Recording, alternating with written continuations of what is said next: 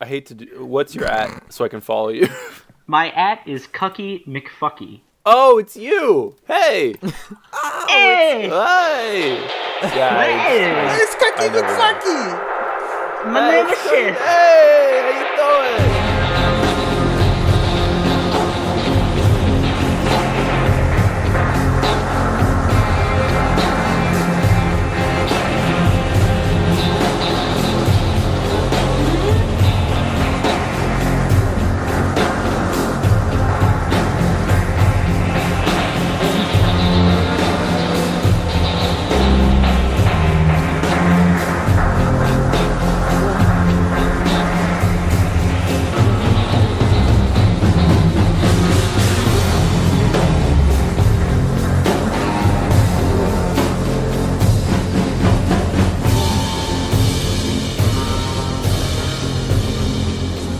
Guten Abend.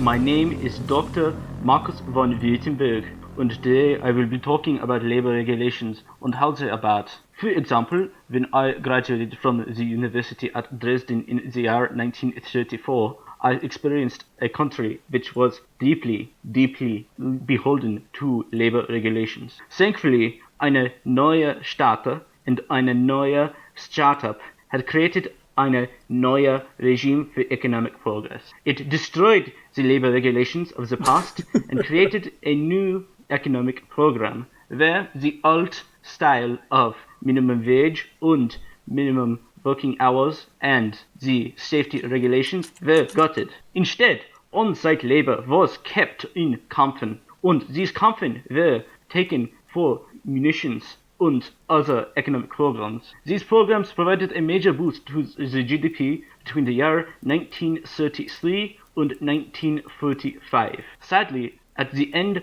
of the year 1934, many of these companies came under communist influence. For this reason, the GDP growth which had occurred for the past decade was slowed down to a standstill. For this reason, I think it is necessary for eine startup to slowly disrupt the labor market and create a startup culture which acts like the app Uber. Thank you. My name is Markus von Württemberg, an economist of the University in Dresden.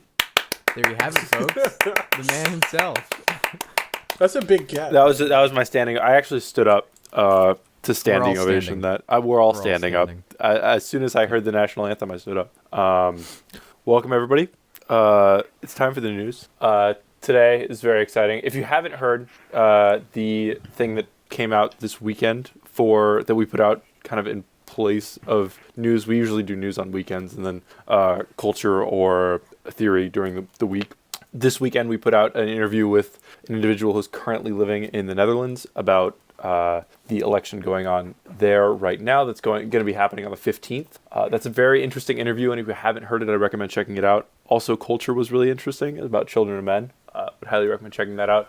Getting a lot of good This week- reviews on that. Did the Children of Men have the Zizekian analysis where he talks about or was it? I think we avoided all things Zizek because I heard him You talk. see, and this is the function of ideology in Discord servers where, unknown knowns and so on, where, Zizek is this big other presence, where my good friend Alain Badu explained. I just wanted to get the voice out of you, honestly. This for me. I was just trying to like tease it out. No, I claim precisely the opposite here. These so-called progressive leftists saying, we are post-Zizek and so on. But, the minute you think you escape Zizekian ideology, you are eating from the trash can and so on, where, the ideology seeps back in. We are actually secretly capitalist CIA psyops and so on and so on. Sorry, I don't know why Slavoj Zizek just randomly entered my room. In this situation, I'm both Taran Fivek and Molly Klein, and I'm standing with a microphone talking shit about you I'm Phil Griggs. to a large group of people. This week, the news has been kind of crazy. We're just going to cover a few things. We had an interview with a woman named Beck, who's working with the DSA in Pittsburgh, working on organizing the women's strike. that interview is very interesting. We recorded that a little bit earlier, focusing on sort of what DSA has been doing locally there, and then as well as the preparations for the strike coming up on the 8th. Yeah, DSA is So- getting a lot of buzz lately, and there's a lot of By buzz, you mean really, really angry people. There's on Twitter angry- adding, Yes. Very adding Larry upset website. individuals. Yeah, I mean there are definitely valid critiques. But I think Make that them. I did my best to try to tease out some of that. But I think that our general consensus is they're not necessarily vanguard. It's just great to have people starting to come out, at least Yeah. in the slightest. Yeah, which I see. hasn't I'd rather really have happened I'd rather in the have past. DSA than a bunch of freaking libs. Looking at things Exactly. dialectically, like Yeah. having people begin to have this seed germinate in their mind about socialism and leftists. I mean, nothing but good can come from that. Yeah. Yeah, true. Also, we're going to be talking specifically about the wave of Islamophobia and anti-Semitism. There were a lot of cases in the last couple of weeks, but I'm not In the past sure couple of exactly weeks, what there have been lots of Islamophobic events and the very concerning events coming up in also the Jewish community that we are going to be touching on. Yeah. It's war on non-whites, And- basically, in America right now. Yeah, it's the normal kind of genocide, the one that happens historically. Jesus. And also, we're going to be talking about my favorite app, my favorite The best rideshare app. experience. I like to disrupt my It's an taxi driver experience. economy.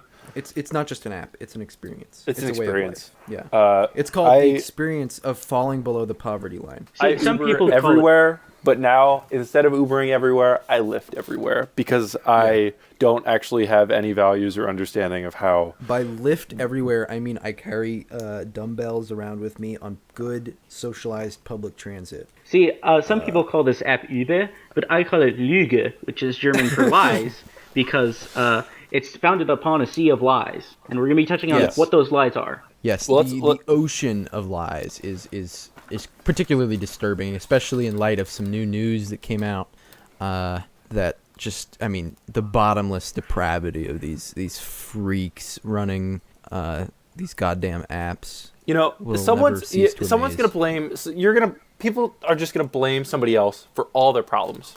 Sometimes they just have to Like, blame oh, themselves. my employer has stuck me into a situation where I have no way of bettering my position because I'm not paid enough. Oh, it's so bad for you. You had to get Yeah. a job and didn't invent an app like me. Travis's company is gonna go under, right? But Yeah, Travis, they actually you weren't they don't clever have a- enough to convince morons to give you $2 billion a year to just blow up and like never ever see the other side of it because you had a flashy PowerPoint or something. See, Yeah, I we have a think there plan are- to. Oh, go ahead. I think there are two reasons in particular that Uber is a unique evil that should be combated. The first of which is the sort of tech-related lingo that I was using in that intro there is easily adopted by right-wing authoritarianism. This sort of idea that we need to disrupt labor markets, that innovative startups are disrupting labor markets and synergizing new ways of thinking about things. These are all just sanitized terms for gutting any semblance of a social safety net that unions have given us over the past 40 years. It's barbarism, but presented in such a toned down way that the people who live in San Jose and drink nothing but Soylent eat it up like it's breakfast. Because of course.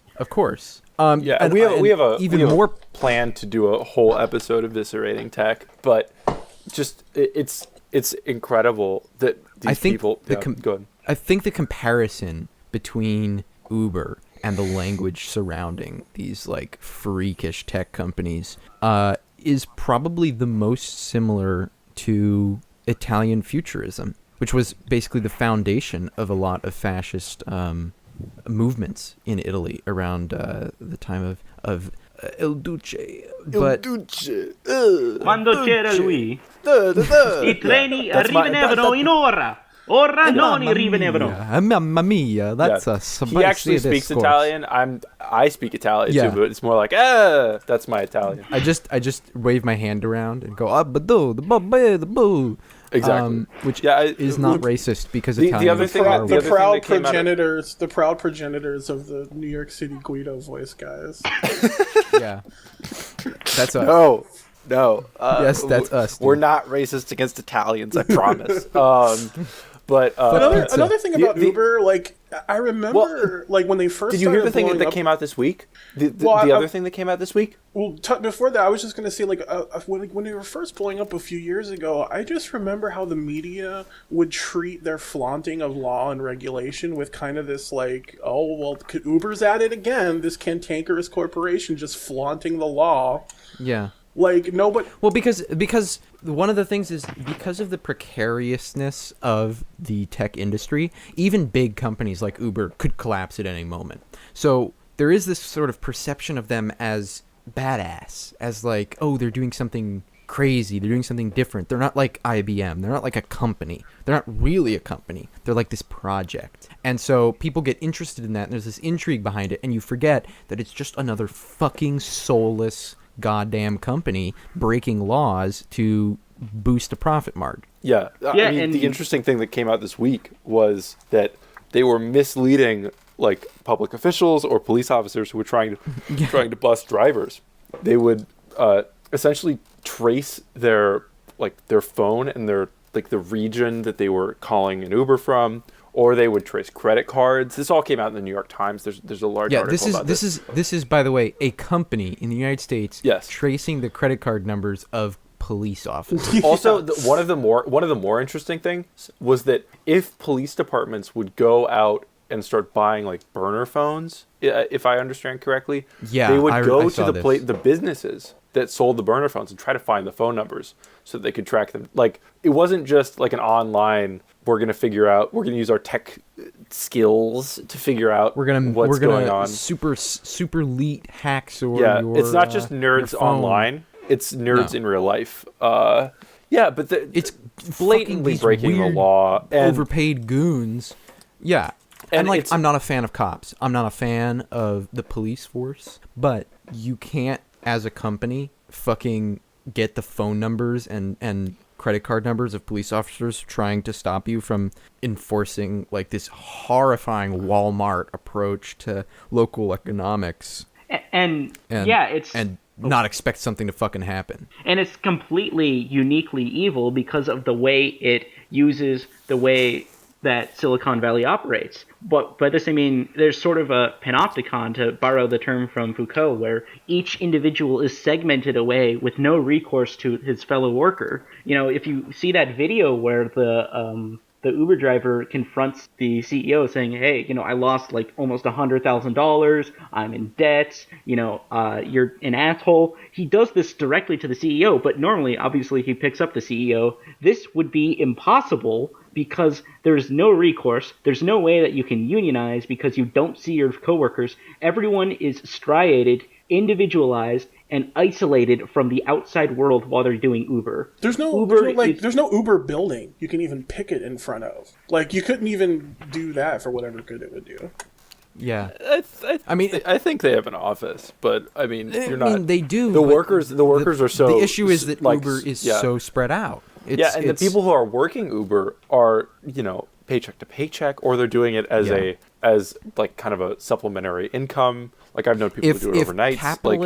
If the big capitalists like Walmart or IBM or like coal mines are the antithesis of communism, where it's this big horrifying industry that chews up people and won't let them leave this one place. Uber is the answer to like decentralized anarchism, which is just, it's everywhere.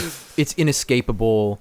There's no like head to cut off. Everybody kind of just joins it willingly, but then slowly is trapped by it. Like, yeah, and that was molasses. the interesting thing about the interactions in the article, was that it wasn't like they were going after a company. They were going after people who were downloading the app and then using it as a ability for themselves to make money. Because it's not like you can go after Uber. You go after the drivers who have downloaded the app and have accepted terms of service, and then there are people using the service in the city, but the city says that you can't do that. Like, And they can't it's and they this can't like strange roll interaction. They can't roll Yeah, on their boss. Like, Yeah. you know, they can't send anybody up the chain. I'm sorry. He told me to come here. I had no choice. Like, how do you enforce that if they're actively evading enforcement? If they're like, I mean, of course there are ways. I mean, you just And they're across state lines. You know, they're national. Yeah, they're across state lines. I mean, yeah. This is the problem, is that they're so decentralized and power is so distributed among all these different local cells, and you're so isolated from your fellow coworker that there's simply no recourse you have to your employees. And this is the problem with Silicon Valley in general. It's just amplified so much by Uber because there's just this false promise of freedom, and before you know it, you're actually worse off than you were if you had signed on the ostensibly non-free regulated service. Like, taxi drivers are more free to do what they want. They have, their own life and to not have to work too often. And I'm not saying taxi that drivers are also insanely fucked over. Because they're living under a capitalist system, but they nonetheless have recourse to their workers. They're unionized. They don't have to work 20 hours a day to be able to feed themselves. This is the problem with this false premise that freedom comes from Silicon Valley, that there's some sort of freedom you get from being in this app world. Yeah, like the original, I think the original idea of Uber and the way that it's worked out has been an interesting sort of like a dichotomy of actually how these programs end up functioning, because it's ostensibly like, oh, you download the app, you have a car, you make a little bit of money on the side because you can drive people around if you're just not that busy. But they have an understanding that they're operating a business with genuine employees and genuine customers. Like, when they do things like push for you to buy a new car because your car is your car is older and it's not attractive for you to be driving an older car when you're representing the company. Like, that's an employer relationship. Not necessarily like you're doing this in your free time, Like, the relationship is still employer-employee. It's just with this veil of the decentralization, right? Yeah, they were being sued in a European court where basically the allegation was that they, as employers of drivers, need to protect certain things of those drivers, like an employer would do. And Uber argues, no, we're not employers. These are contractors. They are just independent contractors who choose to join our service as drivers. And basically the court threw out that argument and said, clearly that's not true. You have thousands of them. They only work with you. They wouldn't be working in this industry if you didn't provide this. They wouldn't be becoming taxi drivers. It's not like this this labor force of taxi driver contractors. Yeah. This is just people deciding to take up a job, and you are their employer, and you have to fucking do what employers do, at least in civilized fucking countries, and offer them benefits. Yeah, and that's the other... Uber went down kicking and screaming. That's the other interesting thing, is that people who are, idiots and are switching to Lyft, being like, oh, I'm going to switch to Lyft now that Uber did something bad. I don't know what that bad... there are people who are like, oh, I don't know what that bad thing is, but, delete Uber, whatever. It's like, Lyft treats their drivers marginally better, but they still have the exact same problem. It's the exact same problem. It just turns out that Uber as a company is a little bit more aggressive, but it doesn't change the actual practice of how the business functions. Yeah. Well, I think one of the things is taxi services are probably the closest most... don't want to get third worldist here. Most Americans get You don't want to get third worldist? I want to get extremely third worldist. Same. Hi, Mouse Rebel News fans. It's me, Jason Unruh. That's right. We brought him on. No, I don't want to get super weird about this, but I think for most Americans, Uber and other kinds of transportation like taxis and stuff is probably the closest they get to labor. Not it's probably the closest the buyer of that product interacts with a worker. Yeah, you have retail jobs. Yeah, service jobs and stuff like that. But driving you're literally using someone's labor. That's what you're doing when you buy that. It's inherently exploitive. Because we don't have any of the infrastructure that would allow us to build good public transit, because of the geography of the United States and the fact that we're this vast, flat country that, it's kind of impractical to put subways between cities and stuff like that. I understand that there's sort of a structural issue at work there, but I don't think there is a moral way to do a taxi cab driver like economy. I don't think there is a non-exploitive version of taxis. Well, but the problem isn't Well, that it would just be Uber, it would like the moral version, if you were to still have capital, is that it costs more. Like yeah, I mean, it would be expensive. It would be really, really expensive. But regardless, that's not how markets work for these things, because it's not skilled labor. It's not skilled labor. So you end up with a large pool of workers who are all getting paid like shit to pay for invariably incredibly rich people to be bussed around town. And there's no way to reform that. But the problem is that Uber is making that harder to nail, making that harder to like restrain in any way, because they're not employers. They're just providing this contract-based service between. The other thing that they alleged was that it's not that they're hiring these people to work for them and then people buy Uber's drive. They're just connecting people who happen to be driving cars with people who happen to be wanting a drive, and it's just sharing your rides. It's not actually. It's the ultimate position for a capitalist, is the fucking middleman skimming off the top. Yeah. well, yeah, But they took that to the fucking platonic realm where they're saying we're not just skimming off the top. We're not interacting here. It's just this free market interaction of these people want to drive somewhere. These people want to be driven somewhere. And when you put them together, but that's not what fucking Uber does. Uber sets the rates. Uber sets the costs. You can't use Uber without using Uber. I mean, you could. It's just called getting in your friend's car. But getting because in people some don't hitchhike, stranger's car that has decided to enter a marketplace. Uber's pretending like they're basically just middlemanning hitchhikers when really they're Gold Star Taxi. Yeah, there's Medallion taxis. Yeah, and to make one, really poignant analogy, in the 1968 Czechoslovak uprising, Alexander Dubček, who was the leader of the Czechoslovak uprising, said, "I want a socialism with a human face. I don't want any more of this open, naked brutality." But his critics in the Western anti-communist realms started saying, no, it's really just painting a new coat of paint over the same barbarism. And in a similar way, I think Uber is the same analogy with capitalism. It is capitalism with a human face. Still has the exploitation of surplus value. Still works people very horribly. But since they're not robber barons and it's not 1920, they're allowed to say, oh, but look at us, we're helping out the women of Saudi Arabia, which is we're absurd. helpful. We're helpful. We're I'm Travis. I have $6.3 billion in my bank. It's. I work with Donald Trump. Yeah, Lest anybody think that Uber's rate, because Uber is cheap, right? Like you can get a ride somewhere for like $6 or something. It's incredibly cheap. That's the appeal. But lest anybody think those rates, like those are rates that are propped up by venture capitalists who are looking to strangle. Yeah, those are deeply subsidized. Yeah, they're looking to strangle the protected industry of taxi drivers, whatever. Good give it a decade. Yeah, and then that's the other interesting thing, is that a lot of these tech businesses aren't designed to continue functioning without an effective revenue model. Like, Vine already went down. Twitter's probably gonna die soon.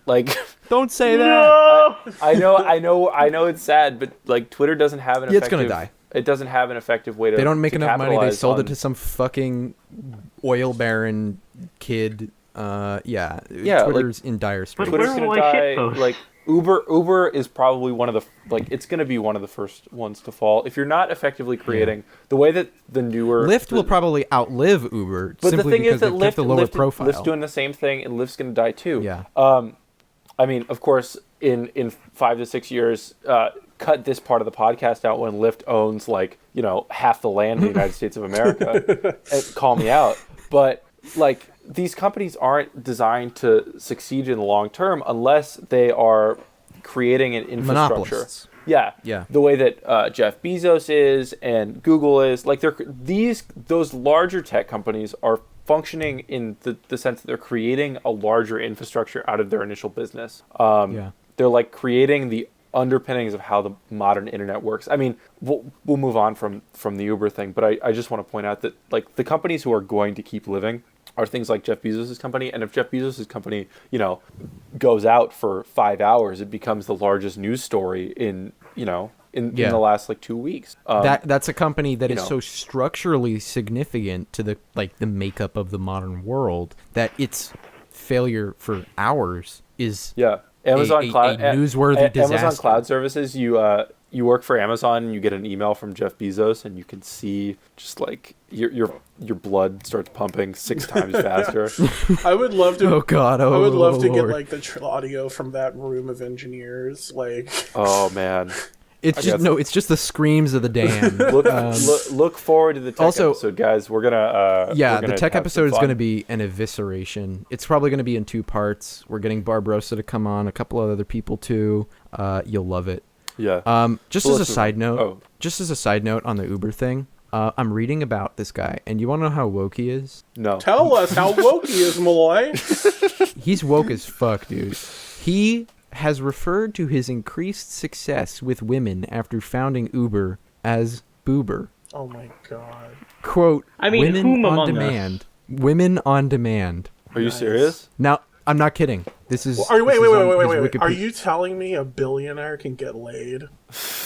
Are you telling me a billionaire views women as objects? I find that very hard to believe. Yeah, guys, that's right. That's right. Rich people, not the best. I wonder...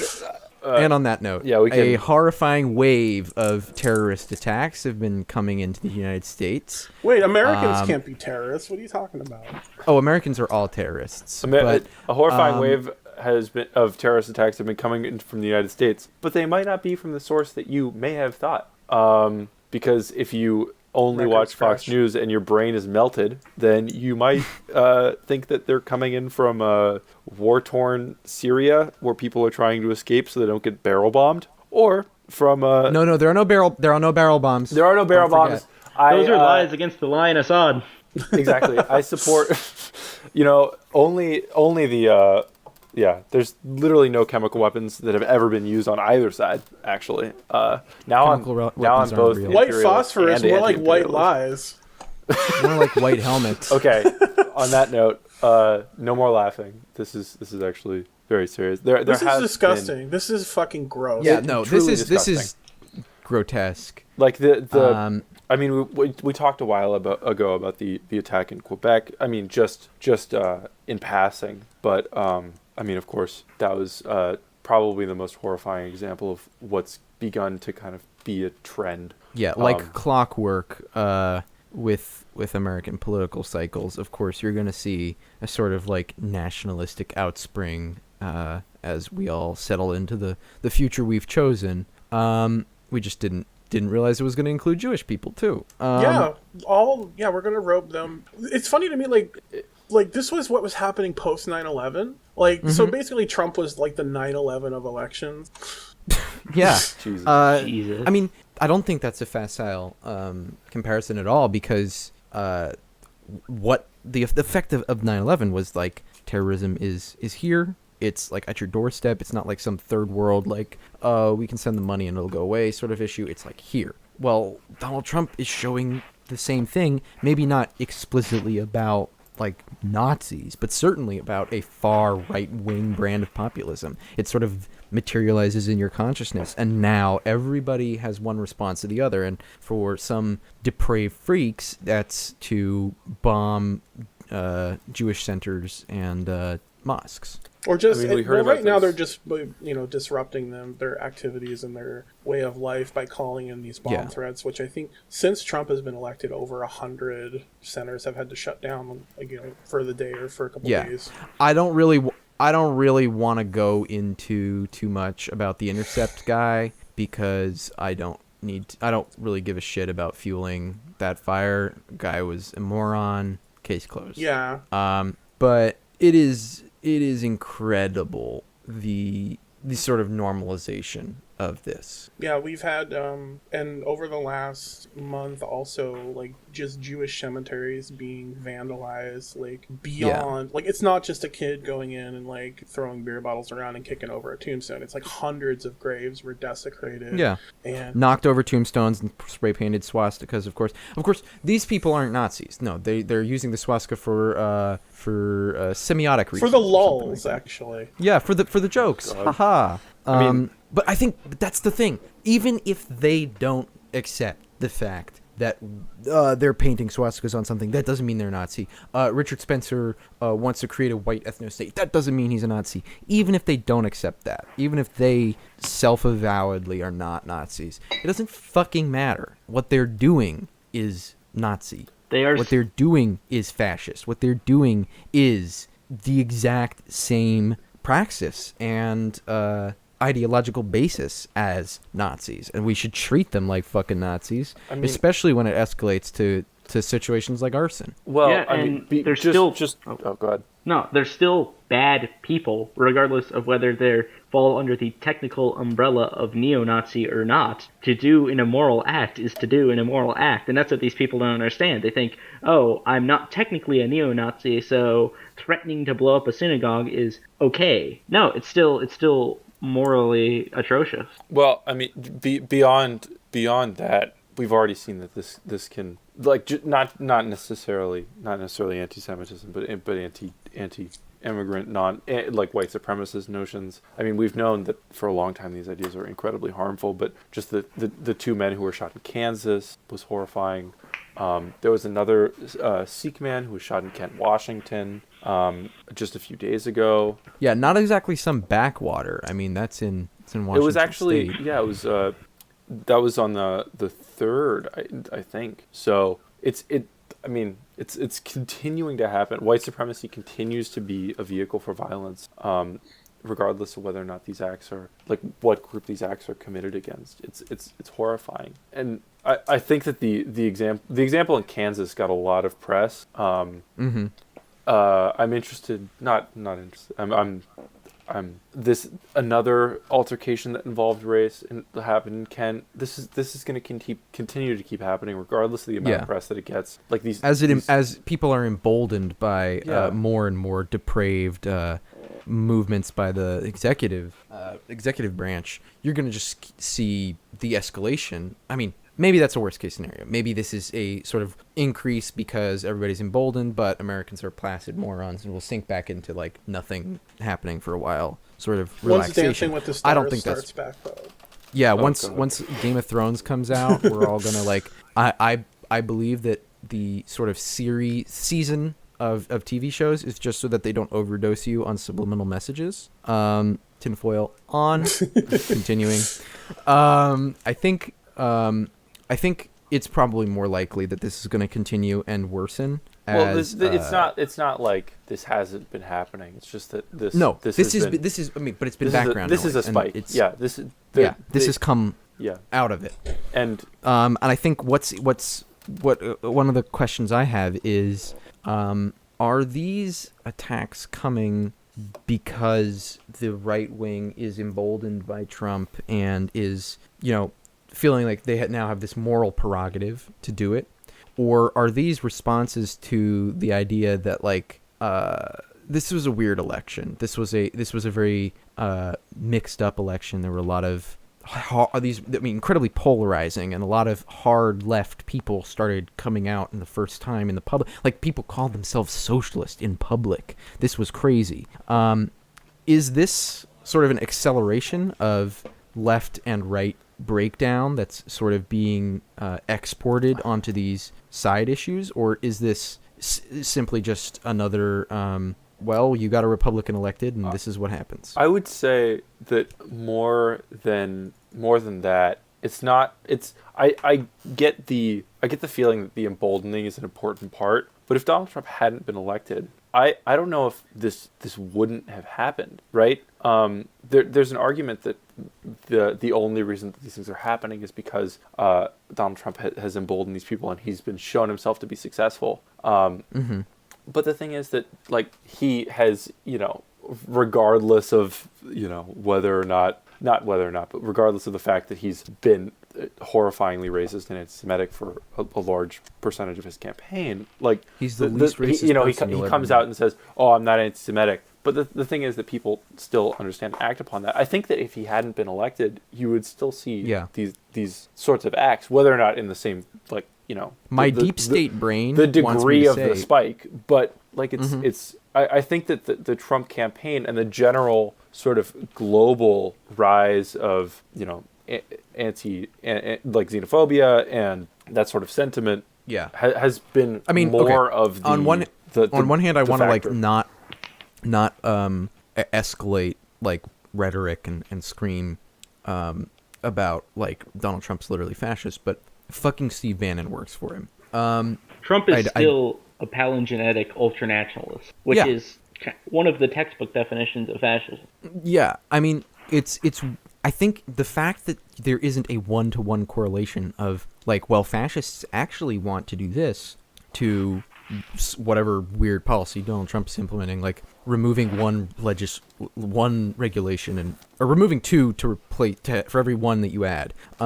Like it isn't distinctly fascist. It isn't clearly fascist. There's no boots on the ground. There's no weird jackets and shit. But those policies are completely different from what we're talking about. Like those are. Yeah, but what I'm saying is it's hard for people to separate in their mind what fascism should look like and what it does look like right now in front of them. And I think because we have a ostensibly normal like government is operating semi-normally, even if there's ridiculous things happening. You know, it's operating at a semi.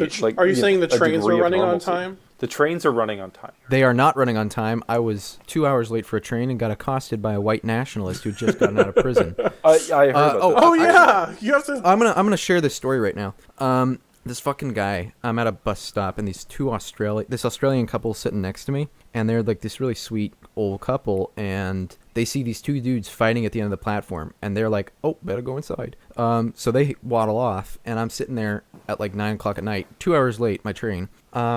And this guy walks up, like I hadn't had time to pack up my bag, so I had to sit out there. This guy walks up, puts his bag down next to me and says, "Can you watch this?" And then he goes inside to pee. And I'm just like, fuck. If you see something, say something. Yeah, he comes back out, starts yelling at me about how, you know, like he nearly had to fucking kill this dude over there because he was like fighting someone on the platform. And then pulls out a gun that's in his like waistband. And he's like, you know, like I have a gun. I could have killed him. And I'm just like, yeah, dude, you could have. Yeah.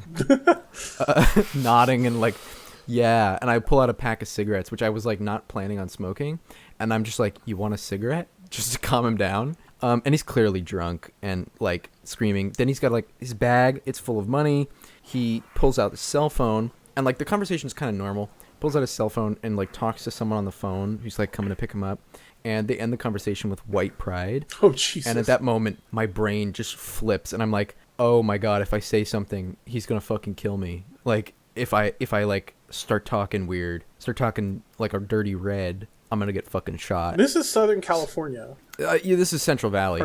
Yeah. This is meth country. That's a different sort of hell. Southern California is its own special hell, but Central Valley is a special sort of Central hell. Valley is the bottom of the bathtub where all the dregs end up. Yeah. May I introduce you to Phoenix, Arizona, which is infinitely worse than anything in California? Pal, oh man, come to Merced and say that to my face. Yeah. I mean, come to our 120-degree weather and say that. Also, come to hang out with John McCain. McCain. Yeah, come hang out with John McCain and all these geriatric people who vote Republican and kept Joe Arpaio in power for 22 years. Literally lizard people who need to be warmed by the sun. Jesus. But one of the things I realized is like this guy just got out of prison. Like he was on the train out of prison. You know, like holy shit, like he just got sprung. And here we are. Sounds like he's reformed and ready to start his new life. Yeah, he's got a handgun. You know, he's exercising his right to Second Amendment. But you know, that's what horrifies me. Not the fact that there's like some weird deep state shit going down, but that people like the guy at this train station exist. I mean, yes, I know they do in this sort of abstract concept that oh, these people are out there. I don't give a shit about the fucking frog posters. None of those people are ever going to do anything in their lives. They're going to die and be buried by like 3 people who forget about them a month later. But like dudes like that with the gun, those are people who would just it's Wait, Thursday, so he was time to just go out of shoot jail up, and he in the state of immediately California got a gun. he got a firearm? I don't know. I wasn't about to ask. I wasn't about Okay. to. I remember because this was while our group DM was having a big conversation over like how do we approach whiteness as a construct, and I'm just like from a distance. He has a handgun. It's hard to aim that far. He can't hit me if I'm far away. I'm running in a zigzag. If someone tries to shoot me, I'd run over them whiteness? and hit them in the face because they're bad at melee combat. Yeah, in body armor. You were saying something though. I cut you Yeah, off. I mean, I don't give a shit about frog posters. They're harmless goons. I give a shit about people like that who will participate in this psychotic wave of violence coming through the country. And of course, coming out of prison, where most of these people end up, doesn't help them at all. Doesn't pull them away from fascism. Yep, the And, prison experience. you know, is there's no way to break that cycle other Prison than prison is like sort of neo-Nazi zeitgeist university. moving. Yeah, we can. it's Like you do a We bid can of talk 4 about years, prison and and- you yeah. join the Aryan Brotherhood, and when you get out, you're ready to be a violent thug. I mean, Prison, or as I call it. I'd push back on that a little bit, and it's mainly because of how U.S. prisons are structured that's allowed to happen. Right. That the only option for any form of like quote unquote self improvement or like being able to like live a normal life is offered through, you know, horrifying. You have to join an organization for protection or something like that, or like the fact that we don't. What have, about like, they cut Pell grants? They cut education grants. I So mean, they're the literally- fact there is no fact that there's not a larger education system in the U.S. The U.S. prison system is a horrible thing. I mean, I shouldn't have to be the one to tell you this, but I mean, there are. You don't have to. I've watched Oz, sir. I've watched Oz. I watched 13th one time. No, I based all of my politics off that movie. This might be another episode. The prison. But really, if you industrial haven't watched complex. 13th, I would watch 13th. And we will do an episode on incarceration in the future. It's a personal incarceration is close to my heart. So, incarceration. But yeah. Does anyone have any more comments about the rising tide of fascism and these horrifying hate crimes? Yeah. Yes, I do. Yeah, hit it. I Sam. do. Wait. Okay. I do. Cut it out, guys. Guys, just stop. Chill. Okay. Okay. No, please. go ahead, Sam. Okay, Sam, hit it. I'm going to say something a bit strange. I think there are 3 approaches to deal with authoritarianism. One is the ruthless mocking that John Oliver did, calling Trump Drumpf, The little evisceration. fingers, etc., etc. most And that's why he effective lost, way. right? Yeah, that's right. That's Yeah, why that's he what. lost. That blatantly doesn't work. The other one is to take it sort of as a normal political ideology. That doesn't seem to be working because the only people who are fronting that are like Eric Garland, the game And theory Louise guy, Mensch.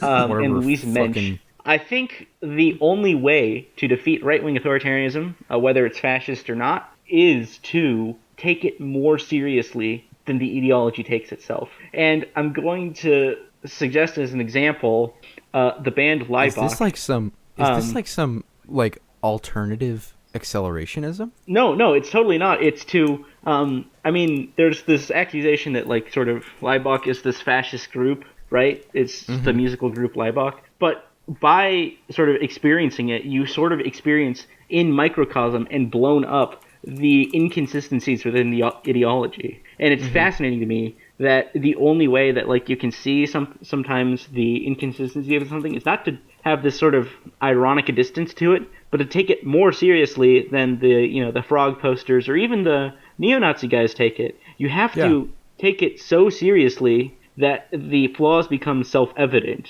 And I'm gonna push back on Leibach being fascist because they played a concert in North Korea. yeah, Which, allegedly as we all know, fascist. is a socialist utopia. In And the words of Sun Tzu, you gotta know who your enemy is. that's actually a direct quote. You just figure it out, man. Yeah, I mean, I took most of that from Zizek because, you know. I like how you sniffed even though you weren't doing the voice. It was just you said it. Well, I think I do agree though. Oh, I do agree. I think just to wrap up, I think combating fascism should be any left-wingish group's primary goal right now. Because reminder, the left is powerless completely without political capital whatsoever.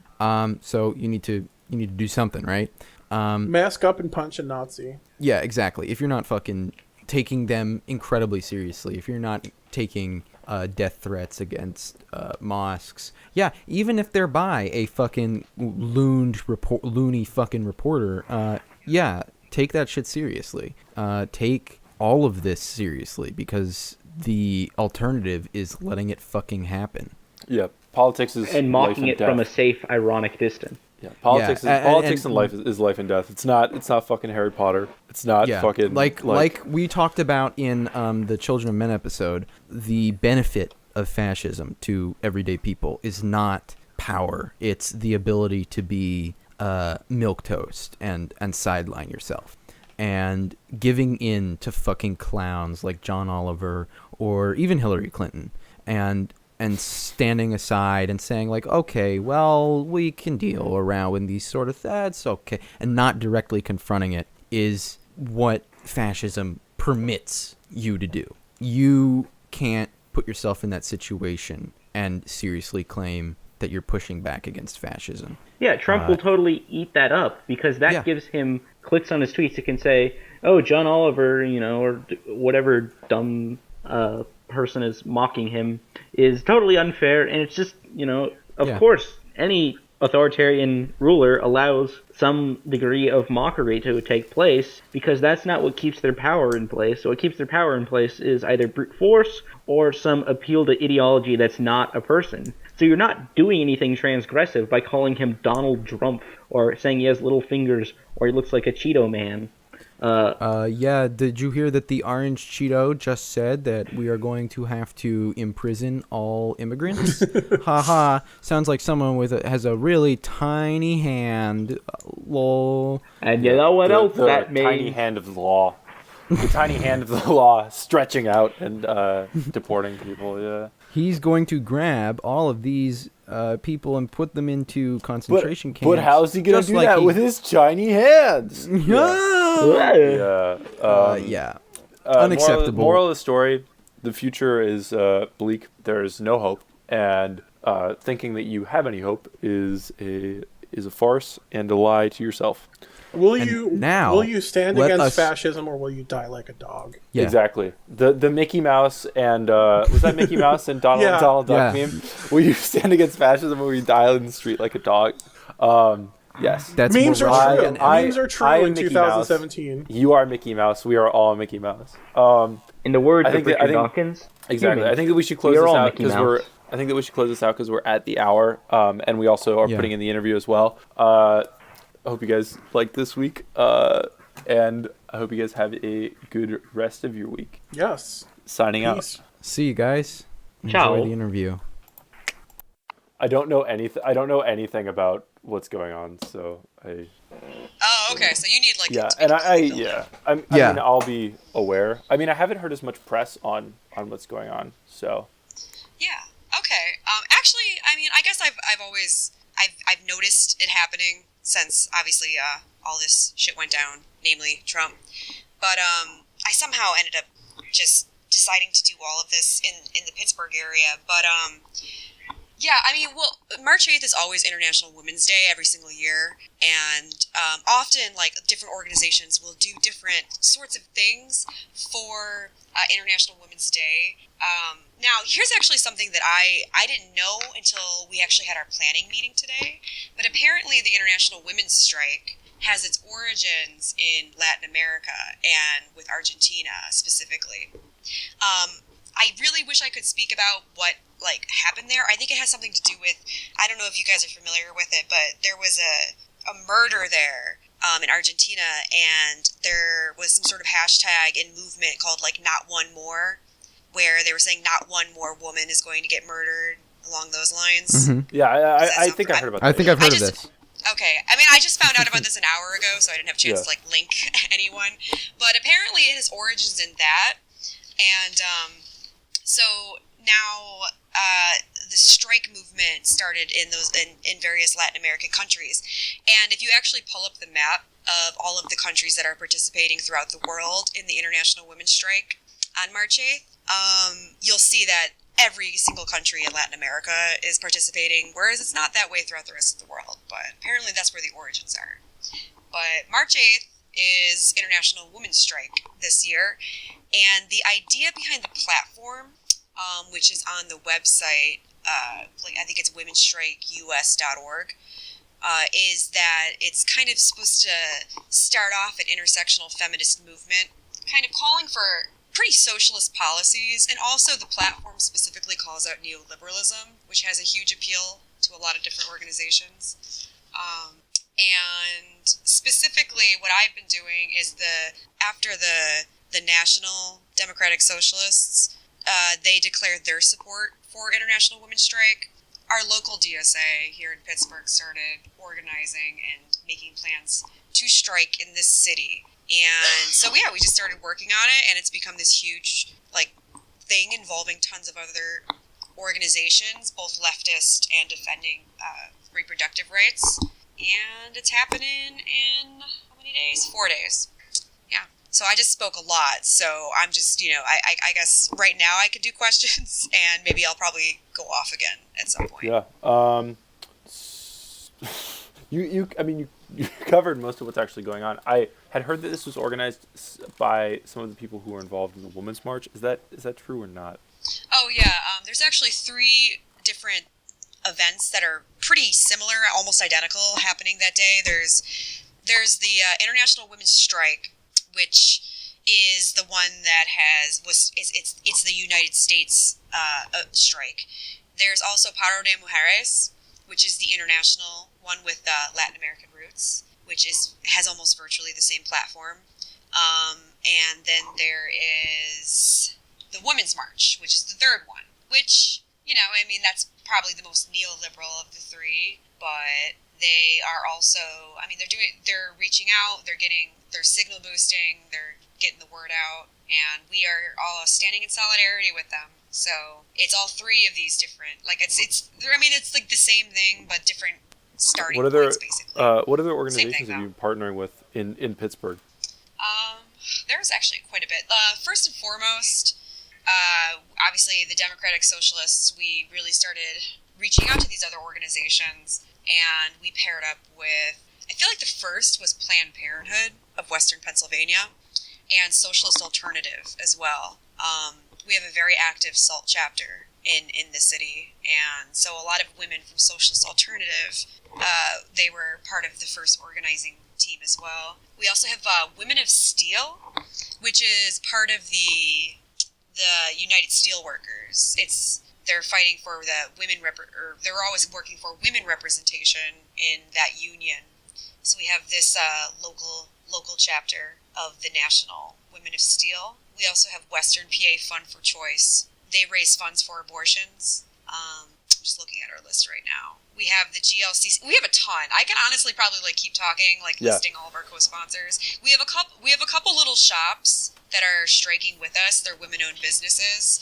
One of them is a lingerie shop, and we have the Green Party of Allegheny County. Okay. And the party. Oh. Oops, sorry. We have the Party for Socialism and Liberation. What were you going to say? Oh, you have a question? Does anyone else have a question? I've been kind of dominating the. So what's the plan for the march? What's the actual tactic? We have kind of it's 2 parts. The first part is the stuff that you can do throughout the day, all of the little bits of actual strike and ways you can sabotage your workplace. Mm-hmm. So I'm just sorting through all of this information Yeah. in my brain. Note, we're not CIA psyops. So when you say sabotage the workplace, we're not furiously scribbling this down in notebooks. I am just for fun. Okay, so the most basic thing we're asking people to do is strike. Obviously, don't work. or walk out of work. We don't know how much we're going to see of that because that takes far more planning than I feel like we have been able to put into that aspect when we've only been like planning this for like 2 weeks now. I'm hoping that as we continue to get the word out, we will hear from people who are like, yeah, I'm not going to work today, or I'm walking out of work. One part of this is we're asking people to stop work at 3:08 p.m., which doesn't really work for me because I actually am already out of work by then. So, Yeah. But we do know that one of our universities, Carnegie Mellon University, is independently staging a walkout at 3:08 p.m. So the students will be leaving classes. So that's good. I'm glad somebody's doing something like that. Yeah, it's always easier for students to just dip from classes. I mean, they do it anyway. Sid, this is some. Oh, sorry. I mean, Sid, you're probably better read than I am on labor stuff. Know more about strikes The than I biggest do. question that I have is sometimes some of the challenges with organizing these strikes, especially on a short notice, is who you're getting out and what you're offering to the people who can't necessarily get out of work. Because for a lot of people, getting out of work just isn't a possibility. They're either at will or they're going to lose their job or get some form of blowback for leaving work. Is there anything else going on during the day that or at night that those people can go participate in that also shows solidarity? Yes, a couple things, because I want to address the fund aspect of it, because actually one of the things we talked about doing but we didn't find feasible this year but we're hoping to do next year, because somehow with these crazy group of leftists there's talk of next year. But always planning ahead. One step ahead of the crazy. competition. It's crazy. But we want to create a strike fund at some, like, that is obviously what would be amazing in this situation. We'll do it next year, I'm sure we will, but it's just not happening this year. But as for the solidarity aspect, we are having a rally at 4 o'clock that day, and we are also encouraging boycotting throughout the day of misogynist businesses, which is actually surprisingly easy to do in Pittsburgh. I'm shocked. Apparently. Personally, I mean, like, I'm shocked that there are expressly misogynist business. I've never been to Pittsburgh, so I'm talking shit without any information. However, the only thing I know about Pittsburgh is that the University of Pittsburgh has a really nice tower. Oh, because the Cathy, they call it for short. Yeah, it's very nice. It's actually the Cathedral of Learning, but... It's Cathy, right? Yeah, it's Cathy. Yeah. I love that building. That building's awesome. I know two things about it. One, there's a room in it that's, like, incredibly decadent, like, 200-foot vaulted... Like Hogwarts? Yeah, Hogwarts underground. Yeah. And that drunk students can use it as a landmark.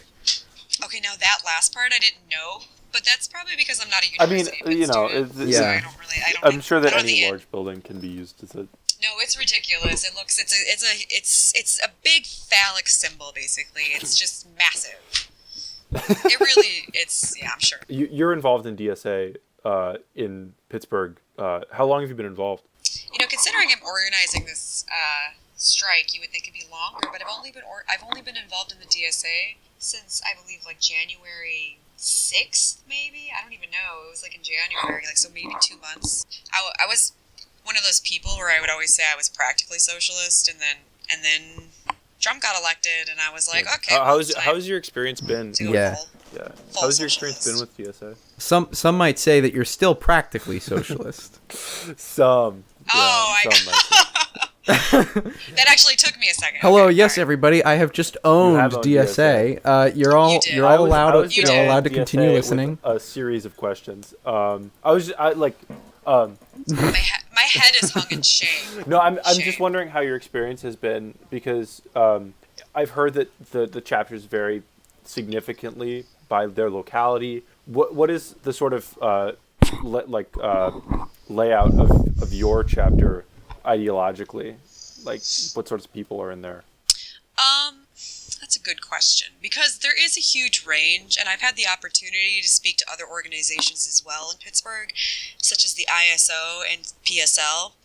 And hell yeah. DSA is, it's very, very, very white, and it's people who are relatively new to socialism. I mean, I'm involved in the reading group, so I tend to also hear from the people who have been reading Marx for like ever, and they're just extremely well versed. But I feel like a lot of the people are people stepping away from the Democratic Party for the first time. Honestly, that's what I am. But I mean, like, you know, just everybody who's stepping away and they're coming to the DSA, I feel like. And so they're a little bit more mild than the other organizations. That is definitely true when it comes to both tactics, like direct action, and... Yeah, one of the things I think about the DSA that, like, people don't really realize is one of the valuable aspects of it is that it's not just, like... It's not an end-all, be-all political platform. People just moved into it. It's just a place for people to sit while the Democrats fuck up for the next 2 years. Yeah, that's the it's best really thing useful. that I've seen. It's a good platform to build on. It's the growth is probably the best strength. It's the seeing that the Democrats are no longer an option for a lot of people, and that they're moving at least nominally more left. Well, just to give you an example of that, just real quick, the first meeting I went to in January, there was about 40 people. Then I went to another meeting in February, and it was about 120 people. Yeah. And we have a meeting in 2 days, and I'm like, I was the one who was booking a room for it, and I'm like, I need a room that's over 150 people, because I don't know at this point. We're getting the way it's growing from meeting to meeting. So when you're looking at that growth, have you guys been partnering with other organizations? If people are like, because there are some people who I communicate with who are like, the DSA is fine, but I'd like to pull some of the people who are already a little bit further left and kind of joining because of those growth numbers to maybe other organizations who represent their values a little bit better. What's the process with that? Do you mean like I understand that DSA has a left caucus and that some people have been trying to push DSA left specifically, but are there other organizations trying to, I don't want to use the word poach, but that kind of like, that might be an accurate representation of what I'm talking about. I feel like we've been working together pretty well with the other organizations, and they clearly want to, like, they make it clear that they want to put forth their platform when they have that platform, like when they have that platform where they can speak, they want to talk about their organization. Clearly, like, they want to have that appeal. Yeah. But it's all been pretty it's been pretty mutual. Like, there hasn't been, I feel like we're working together pretty well, and I think that we all understand that we have our ideological differences and our different approaches, and occasionally those have been points of tension. Yeah, I think that. But that's a positive. together. That's a positive thing because, especially at the municipal level, I think that it really is about improving people's material conditions, improving people's lives. What other? I mean, speaking of that, what other programs do you guys have going on?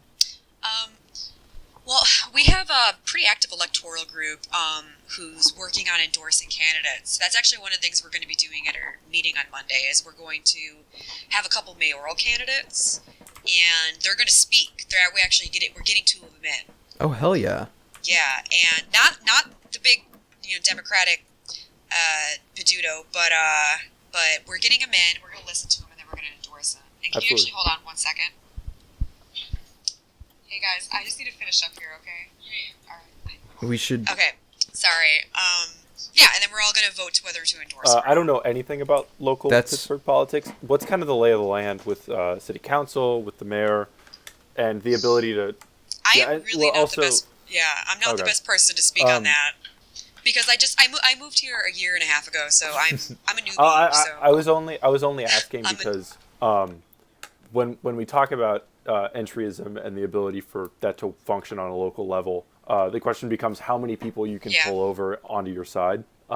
Because if there are people who are ideologically very different than you, then how do you get them over to your side? But I understand if it's a little bit of a challenge. Local politics are, they're kind of a pain. Yeah, I don't feel well versed enough to speak. Oh yeah, absolutely. On it right now. I'm still learning. It's a learning process. Very complicated. Yeah. Do you have any more questions, Malay? Not really. I think it's pretty interesting that you guys are using this women's strike to sort of weave all these ties between these different groups. I think that's probably a pretty effective tactic. Yeah, I feel like we've been able to do some really good coalition building. Yeah. And Left unity, baby. yeah, basically. In fact, like, just everybody's so goddamn smart and talented, and that's really the most amazing thing to see. We're like making things happen way better than these crappy Democratic headquarters emails I've been getting, and I'm reading them, and I'm like, ugh, what are you guys doing? Very glad to hear that. I'm hoping that the event is successful nationwide on the 8th. Hopefully, I hear more about it in the coming days, because I was notably not really. I didn't hear very much before the last couple days, so hopefully the word gets out. Well, a lot of the point of it is women organizers. Like, women are organizing this. So maybe if you look into what the women's groups are doing in your area, maybe that's what they're on it. You know, you never know. Yes. Well, Yeah. Thank you so much for coming on. This has been very informative. I have learned a lot. I really do need to learn more about all the different like local DSA stuff that's going on. Yeah, I think it's pretty inspiring. Yeah. I mean, all these, it's been interesting to watch because, of course, different local organizations, from what I've heard, have had, different ideological bases, but sort of partnering with existing organizations, because that growth is definitely a good thing. It gives you a lot of power. And you get to have a diversity of tactical and planning sort of differences at local levels. Yeah, and I'm hoping that we can tap into that in the future. Definitely. Yeah. Well, thank you. Yeah. Thank you for having me on. I'd be happy to talk to you guys again. I'd be interested. Yeah, definitely. Let us know after the Women's March. Yeah, have a good night. Thank you so much.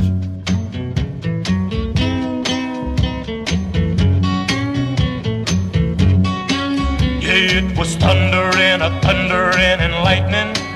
You know the day this poor boy was born. I ain't never known nothing but your trouble. You know your trouble and your hate and scorn. You know my daddy, Lord, he died in a train wreck. Yeah, my mama, she was born to lose. You know my middle name is Natural Born Trouble. Yeah, and my last name, it is the blues. Oh yeah, yeah, my last name, it is the blues.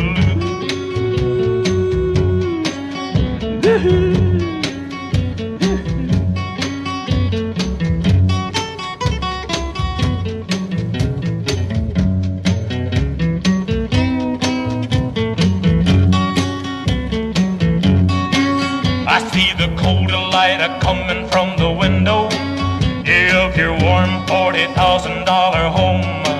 Oh yeah, but I don't need you people, because the blues they was meant to roam. Oh yeah, yeah, the blues they was meant to roam. Well now hunger is my companion, cold and pain they ain't oh my cry. Oh yeah, you people you can pray for salvation. Yeah, but the blues don't never die, no, no. Yeah, the blues don't never die. 'Cause it was thundering, thundering and lightning. You know the day this poor boy was born. I ain't never known nothing but your trouble. You know your trouble and your hate and scorn. You know my daddy, Lord, he died in a train wreck. You know my mama, she died of booze. You know my middle name is Natural Born Trouble, Lord. And my last name, it is the blues. Oh yeah, yeah, my last name, it is the blues.